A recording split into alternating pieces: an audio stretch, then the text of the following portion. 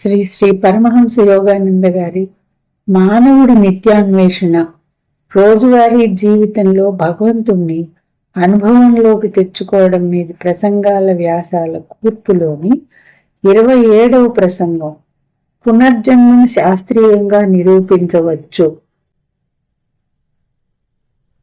ఈ ప్రసంగం సుమారుగా 1926 ప్రాంతాల్లో శ్రీ శ్రీ పరమహంస యోగానంద గారు ఇచ్చారు. దీన్ని విందాం. ఒకరు న్యాయం చేసే దేవుడి ఉనికిని కనుక నమ్మినట్లయితే పునర్జన్మ ఉన్నదనే విశ్వాసం దాని వెంబడే అనుసరిస్తుంది. ఎందుకంటే ఈ రెండు భావాలు నిజానికి ఒకదాని మీద మరొకటి ఆధారపడి ఉన్నాయి. కానీ నమ్మని వాళ్ళ నాస్తికుల మాట ఏమిటి? పునర్జన్మ అనే సత్యాన్ని శాస్త్రీయంగా వాళ్లకు సంతృప్తి కలిగేలా నిరూపించగలమా? పునర్జన్మ సిద్ధాంతం శాస్త్రీయ ప్రయోగాలతో కేవలం విశ్వాసాన్ని మాత్రమే కలిగించటమే కాకుండా దాని యథార్థమైన ప్రమాణాన్ని నిజంగా సమకూర్చగలదా?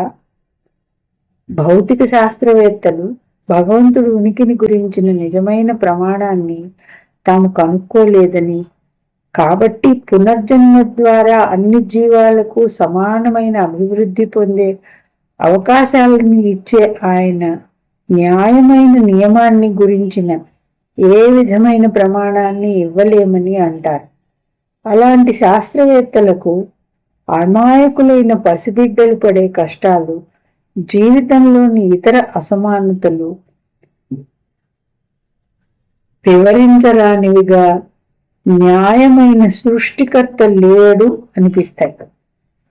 శాస్త్ర నియమం మరొక వైపున న్యాయమైన భగవంతుడున్నాడని నమ్మే చాలా మంది కేవలం నమ్మకం మీదే తమ నిర్ణయాలను ఆధారం చేసుకుని నమ్మకం లేని వాళ్ళకి శాస్త్రీయమైన ఆధారాలను చూపలేకపోతున్నారు. చాలా మట్టుకు తమ విశ్వాసాలను నిశితంగా పరీక్షించడానికి లేదా లోతుగా ప్రశ్నించడానికి దాన్ని కోల్పోతామనే భయం చేతనో లేదా సామాజికమైన అపసామరస్యాన్ని సృష్టిస్తామనో వాళ్ళు ధైర్యం చేయరు. మరోలా చెప్పాలంటే తమ నమ్మకాలు నిజం అని నిరూపించే శాస్త్రీయమైన ఆధ్యాత్మిక నియమాలు ఉన్నాయని వాళ్ళు ఎరుగరు.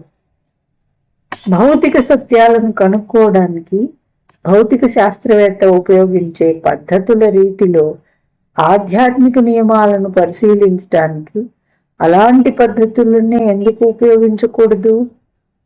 శతాబ్దాల కిందట ఈ ప్రశ్నను హిందూ వైజ్ఞానికులు అడిగారు.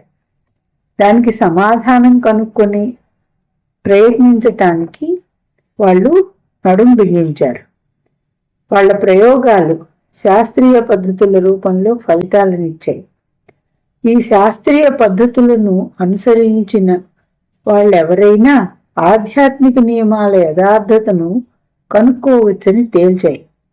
దీని ఫలితంగా పునర్జన్మ ఇంకా ప్రతి ఇతర విశ్వసత్యం తాలూకు యథార్థతను కనుక్కోవచ్చు. ప్రమాణాన్ని కనుక్కునే పద్ధతి ఉందని తెలిసింది కనుక ఒకరు అన్ని పద్ధతులు ప్రయత్నించి వాటి ఫలితాలు తనంత తాను చూశాక గాని, పునర్జన్మ గాని, మరే ఇతర ఆధ్యాత్మిక నియమాలు కానీ పనిచేయవని చెప్పడానికి హక్కు లేదు. సందేహం వెలిబుచ్చే భౌతిక శాస్త్రజ్ఞుడికి తన అభిప్రాయాన్ని వ్యక్తం చేయడానికి హక్కు ఉంది. కానీ అది కేవలం అభిప్రాయంగానే ఉంటుంది కానీ యథార్థం కాబోదు. భౌతిక శాస్త్రంలో ఏ సిద్ధాంత సత్యాన్ని రుజువు చేయడానికైనా కొన్ని ప్రత్యేకమైన పద్ధతులను అవలంబించి అనుసరించాలి. సూక్ష్మక్రిములు చూసే కంటికి కనపడవు. అవి ఉన్నాయా అన్నది కనిపెట్టడానికి సూక్ష్మదర్శిని ఉపయోగించాలి. ఒక వ్యక్తి సూక్ష్మదర్శిని గుండా చూడడానికి నిరాకరిస్తే సూక్ష్మక్రిములు ఉన్నాయనే సిద్ధాంతాన్ని అతడు శాస్త్రీయంగా పరీక్షించాను అని చెప్పలేడు. కాబట్టి అది అభిప్రాయం విలువలేనిది. ఎందుకంటే సిద్ధాంత సత్యాలను నిరూపించడానికి ఇచ్చిన నియమాలను అతడు అనుసరించలేదు. అదే విధానం ఆధ్యాత్మిక విషయాలకు వర్తిస్తుంది. పద్ధతి కనుక్కున్నారు, నియమాలను ఇచ్చారు, పరీక్షించడానికి కావలసినంత ఆసక్తి ఉన్న ఎవరికైనా ఫలితాలు తేటతెల్లమవుతాయి. పాశ్చాత్య ప్రపంచంలో ఆధ్యాత్మిక నియమాలను శాస్త్రీయంగా అనుసరించడం కొరవడ్డం వల్ల మానవుడి జీవితంలో మతానికి ఉన్న ప్రాధాన్యం గొప్పగా తగ్గిపోయింది. శాస్త్రీయ అన్వేషణ ఫలితాలను అనుసరించి కాకుండా కేవలం వ్యక్తిగత ఇష్ట అయిష్టాల ఆధారంగా ఆధ్యాత్మిక సిద్ధాంతాలను నమ్మారు లేదా నిరాకరించారు. ఆధ్యాత్మిక నియమాలను ఎలా కనుక్కున్నారు? మార్చశక్యం కాని ఈ విశ్వ నియమాలను ప్రాచీన భారతీయ ఆధ్యాత్మిక శాస్త్రవేత్తలు, ఋషులు ఎలా కనుక్కున్నారు? ప్రాణం మీద, మానవుడి ఆలోచన మీద తమ ఆశ్రమాలనే పరీక్షాశాలల్లో ప్రయోగాలు చేయడం ద్వారా కనిపెట్టారు. భౌతిక విషయాల సత్యాన్ని తెలుసుకోవడం కోసం మనం భౌతిక పదార్థాల మీద ప్రయోగం చేయాలి. కాబట్టి పునర్జన్మ లేదా ఒకే ఆత్మ వేరు వేరు శరీరాల ద్వారా ప్రయాణిస్తుందనే సత్యాన్ని కనుక్కోవడానికి మానవ చేతన మీద ప్రయోగాలు చేయడం అవసరం. ఈ ప్రాచీన శాస్త్రవేత్తలు మానవుడి అహం జాగ్రత్త అవస్థలోను, స్వప్నాలలోను, గాఢమైన కలలు లేని నిద్రాస్థితులలో, ఒకరి జీవిత కాలంలో మారే అన్ని అనుభవాల్లోనూ ఆలోచనల్లోనూ తన ఉనికిని కొనసాగిస్తూనే ఉంటుందని కనుక్కున్నారు. ప్రత్యక్షమైన అనుభూతులు మారాయి, పరిసరాలు, ఇంద్రియానుభవాలు, ఆలోచనలు, శారీరక స్థితులు మారాయి. కానీ నేను ఉన్నాను అనే అహం, ఉనికి పుట్టుక నుంచి మరణం దాకా మారలేదు. హైందవ ప్రయోగకారులు ఆత్మ మీద ఏకాగ్రం చేయడం ద్వారా నిరంతరము ఎరుకతో ఒంటరిగా ఆత్మకున్న వేరు మారే స్థితులైన జాగృత, స్వప్న, తురీయ అంటే గాఢ నిద్ర అవస్థలను గోప్యంగా విశ్లేషించటం ద్వారా లేదా పరిశీలించటం ద్వారా ఆత్మకున్న మార్పు లేని నిత్యమైన స్వభావాన్ని గ్రహించవచ్చని రుజువు చేశారు.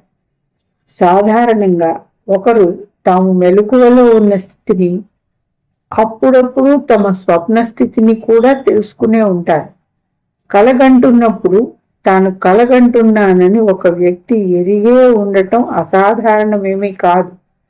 కొన్ని ప్రత్యేకమైన పద్ధతుల ద్వారా, అభ్యాసాల ద్వారా జాగృత అవస్థను, స్వప్నావస్థను, కలలు లేని నిద్రాస్థితిని, తురీయ గాఢ నిద్రను, ఎప్పుడు మేలుకుని ఉండే కలలు లేని అవచేతనా స్థితికి ఆవల ఉన్న అధిచేతనా స్థితిని అంటే మనసుకు అడ్డంకులే లేని ప్రదేశం, తన ఉనికిని గురించిన ప్రతి స్థితిని సచేతనమైన ఎరుకతో మనం నిలబెట్టుకోవచ్చు. నిద్రలో విశ్రాంతి.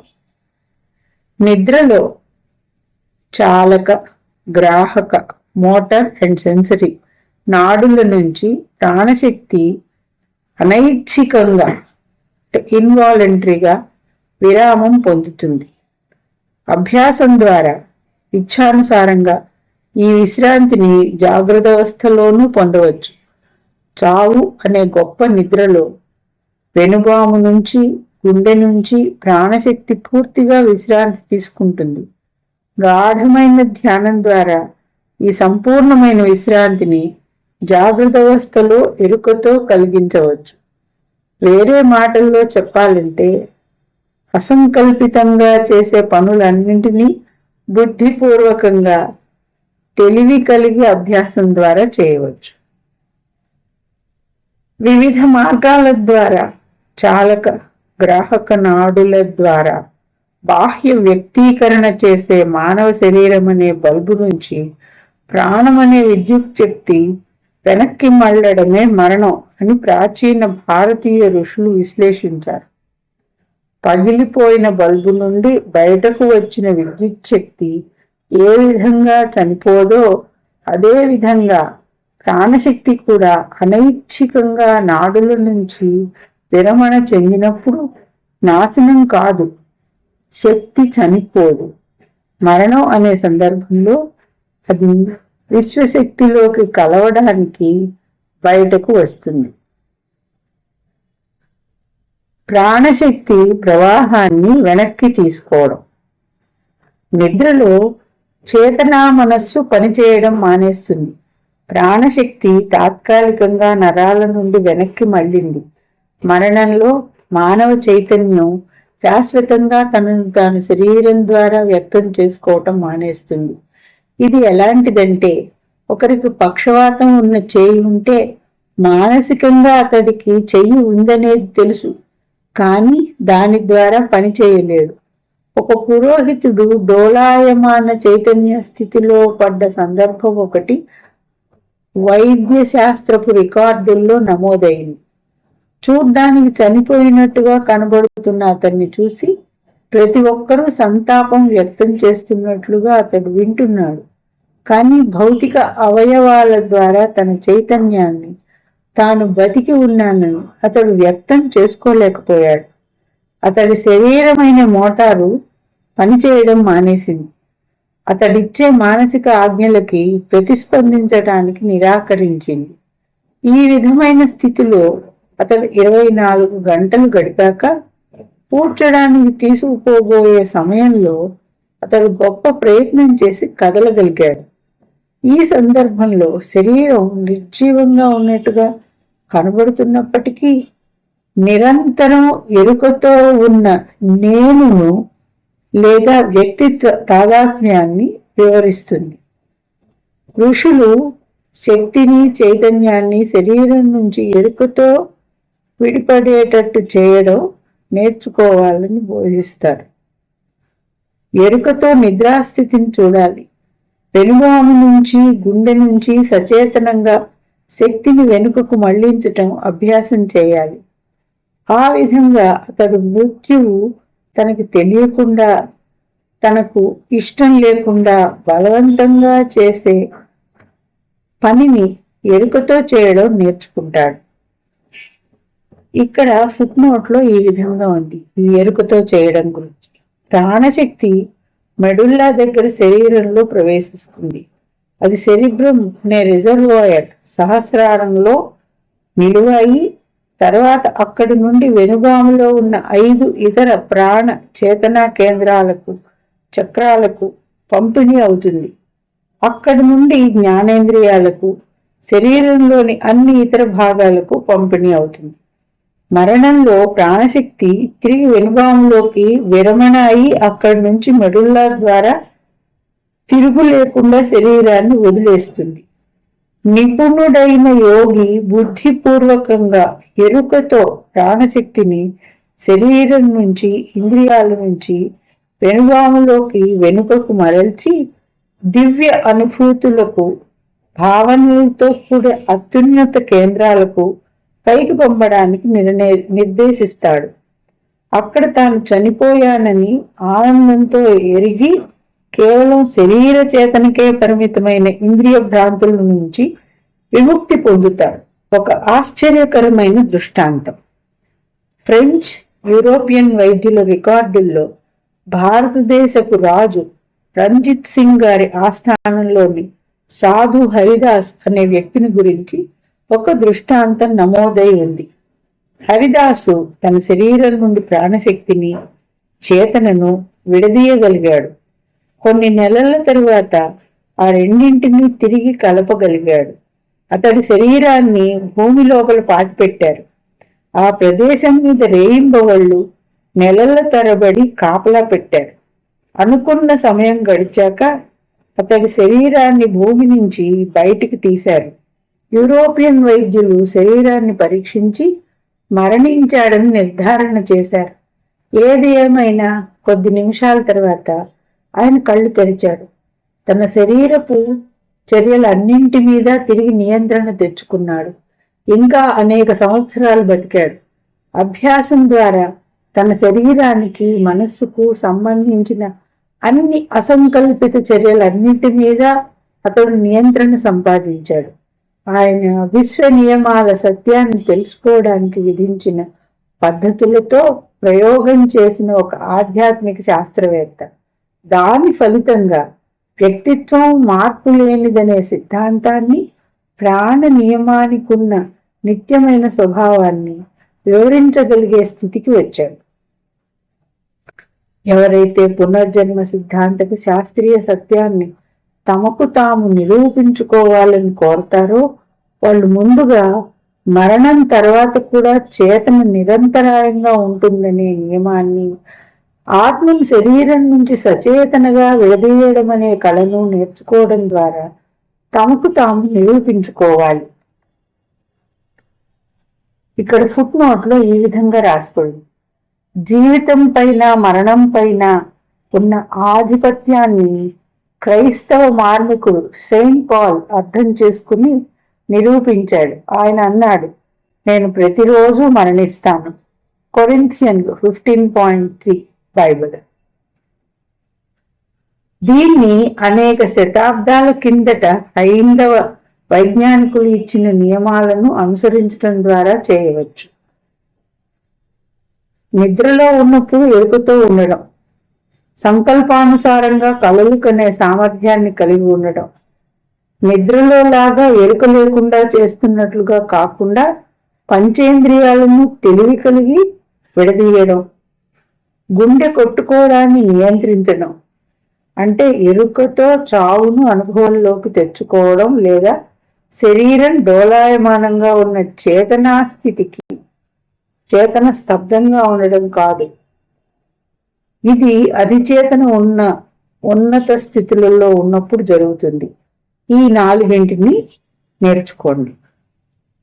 అభ్యాసాలను అనుసరించండి. కృష్ణ భగవానుడు నేర్పారు. బాల్యాన్ని, యవ్వనాన్ని, వృద్ధాప్యాన్ని అహం నిరంతరాయంగా ఎరిగే ఉంది. దేహాన్ని ధరించిన ఆత్మ ఈ స్థితులను మాత్రమే కాక మరణం తర్వాత పొందే మరో శరీరాన్ని, చావు పుట్టుకల పరంపరలో భౌతిక సూక్ష్మ ప్రపంచాల మధ్య అహం మారుతూ ఉంటుంది. ఆ మరో శరీరాన్ని కూడా నిరంతరాయంగా ఎరిగే ఉంటుంది. భగవద్గీతలోని 2వ అధ్యాయం.